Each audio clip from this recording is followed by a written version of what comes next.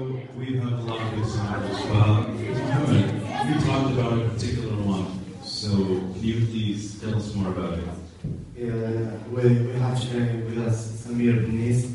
He is a great Moroccan hero. Even though he lives in the US and works with the UN, he still has great ties with his Moroccan roots. Please. Hi, Hashem students. I am happy and pleased to be here with you today.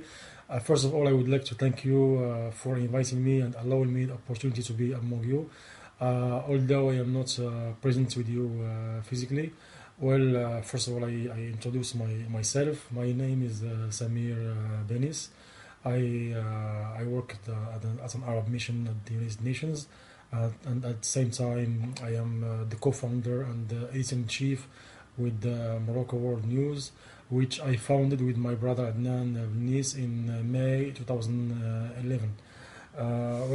Actually, I don't really like to talk about myself. I would prefer that someone does it on my place. But since you insisted and they wanted me to introduce your conference, so I decided to oblige. So I'm here to talk to you about my career, and I hope my words will be inspiring to you and motivate you, and you move forward in your careers. I studied my high school in Fez, in high school in lycée Youssef Tashfin. After my high school in 1996, I enrolled in the Department of Spanish in Fez. In 2000, I obtained my bachelor. I was the major of my promotion. After that, as I was studying Spanish, my natural destination was to study in Spain.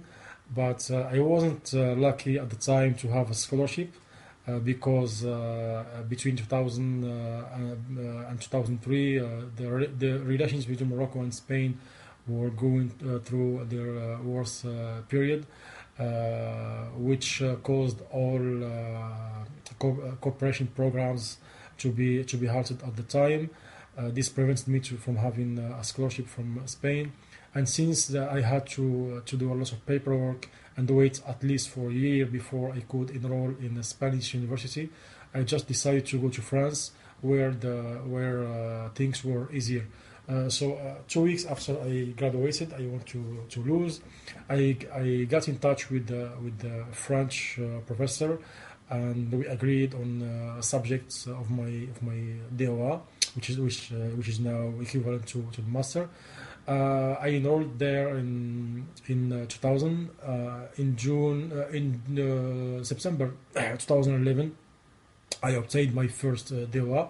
Then I wanted to enroll in a PhD, but I was kind of forced to another DOA, DOA complément d'études in political science, because I wanted to do a PhD on the relations between Morocco and Spain.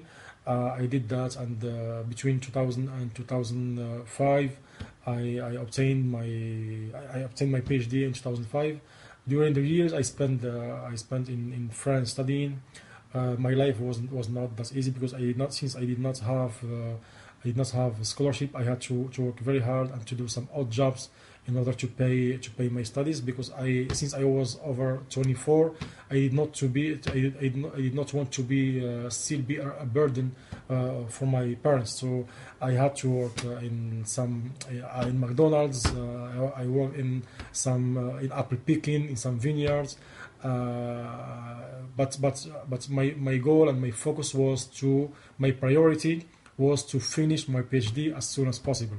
And so I did. Alhamdulillah, in November 2005, I defended my PhD thesis in Aix-en-Provence.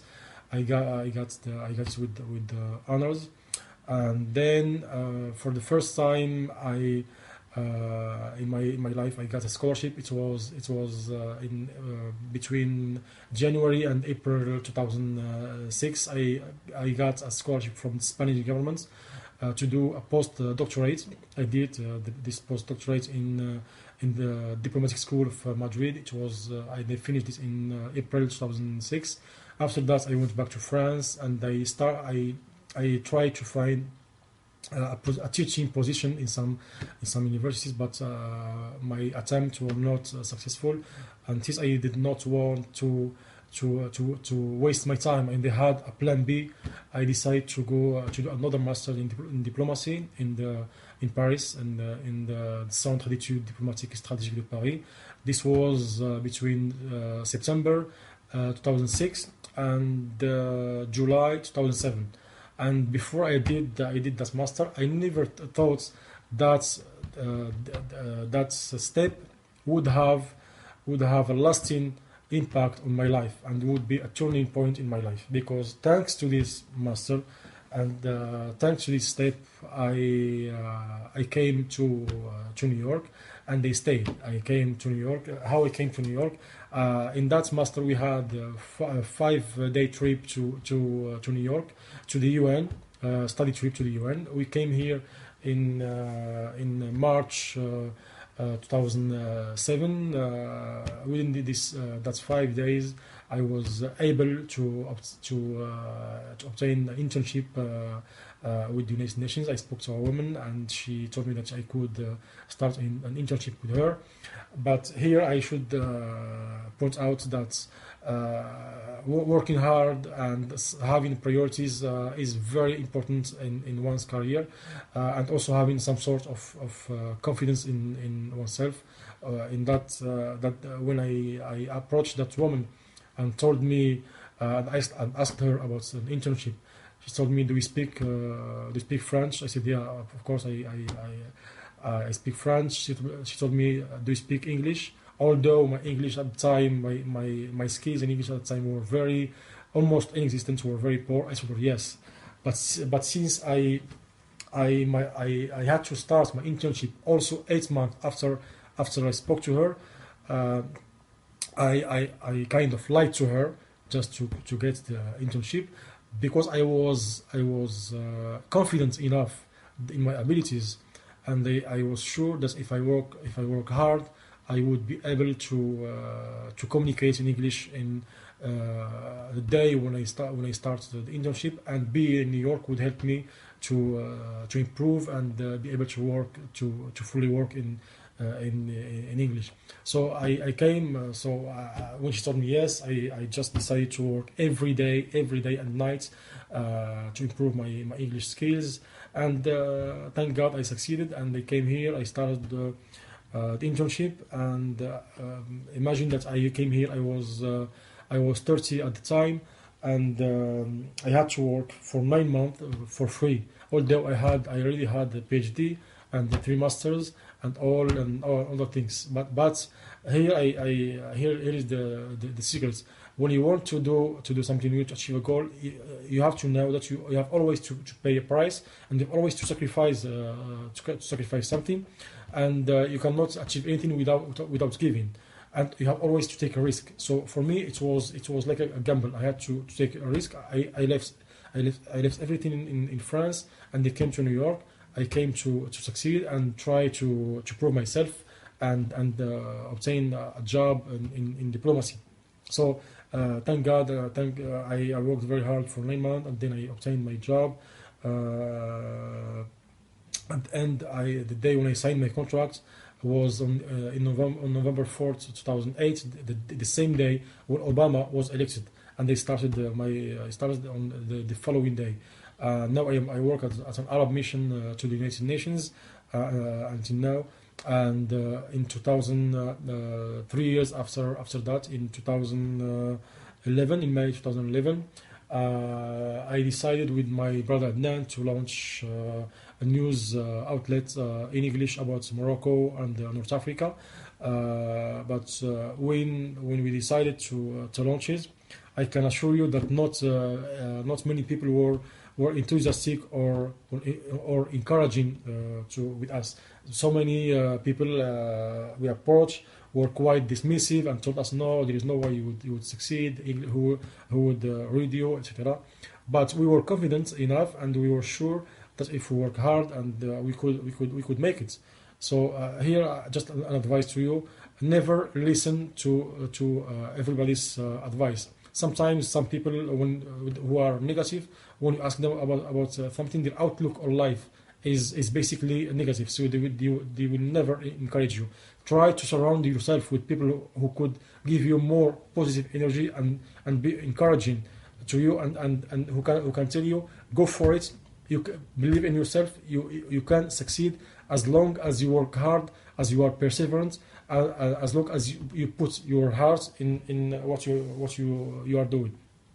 So we decided, we launched our website in May 2011, and now, alhamdulillah, after 3 years, we became the leading news outlet about Morocco in English. We are becoming a reference, and now there are more and more Moroccans trying to imitate us and launch other news outlets about Morocco in English.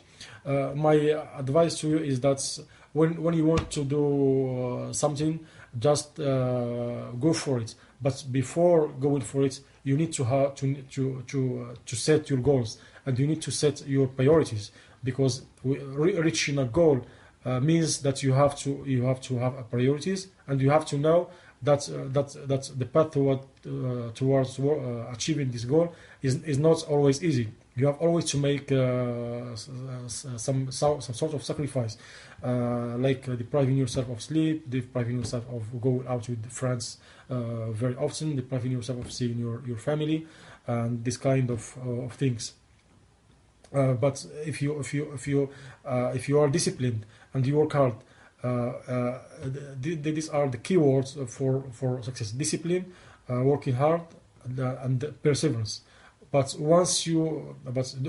in doing so, and if you ever succeed in what you are doing, and you achieve one of your goals, never be arrogant or complacent. Never think that once you achieve your goal, you are the best, and then you just have to sleep, and life is easy. You have to know that ambition has to be always your drive. Because when you are ambitious and you know that you are not perfect, you are not the best, this always pushes you to make more efforts and be always active in order to improve. But once you think that you are the best, then that's the first step, that's the recipe for failure. Another thing that I really advise you to take into account is to be able to listen to your elders, to advise of your elders, because no matter how experienced you think you are, there will always be people who have more experience than you and who have more knowledge than you. So be always able to listen to others, and be always predisposed to listen to advice and to learn from others. That's for me is of paramount importance for someone who is embarking on any project. Another factor to take into account, and I advise everybody I spoke to all the time, is to be always grateful to people who help us in our life, because